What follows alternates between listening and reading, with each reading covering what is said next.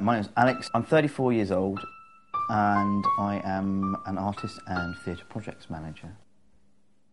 And I moved to Northampton for my job. So I didn't know anyone. I didn't know anyone at all. And I wasn't meeting anyone outside of work. And I decided that I would kind of look online.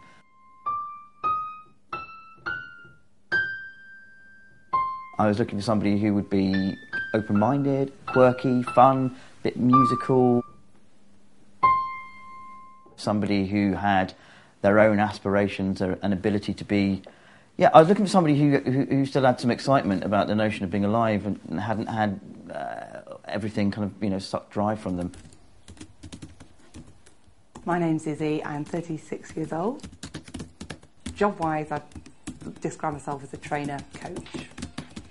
The decision to go into online dating, I think, was driven by the fact that a lot of my friends were doing it at the time and doing quite well out of it in terms of meeting people. So I wanted a piece of the action. I really enjoyed myself 2 months of, you know, shopping for men online, meeting people, having loads of fascinating dates with people I would never ordinarily have met.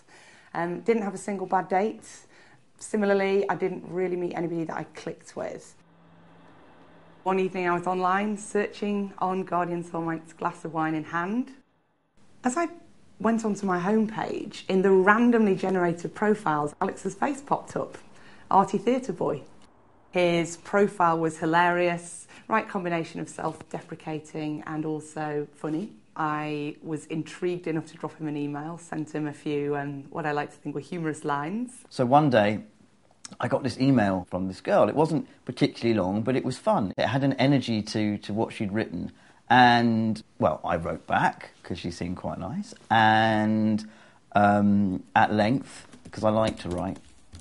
And I got a reply, which was, again, you know, a proper crafted letter, like like you do in the olden days. You know, you write letters to people who you like. And this kind of went on for a week. His style of writing was eloquent, self-deprecating, charming, intelligent, all the things that I was looking for in a soulmate.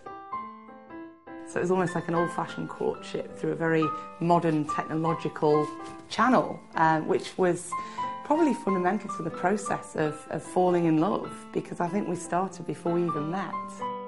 We had loads in common. We were making each other laugh just through what we were writing. And it would seem as though if we were to meet in the flesh, then that hopefully there was a good chance that would, you know, continue.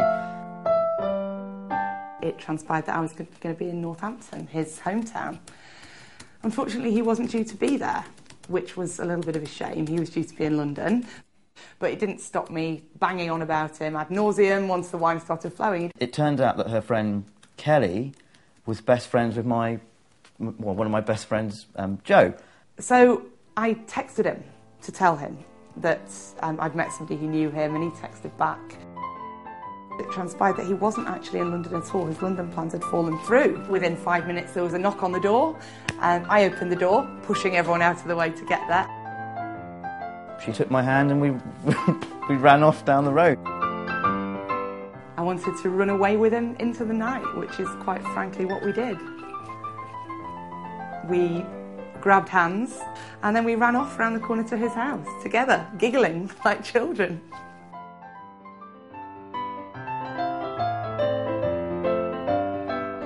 Sat up until, God knows, all night. We just sat there and literally talked until dawn, just getting to know one another and being fascinated by each other.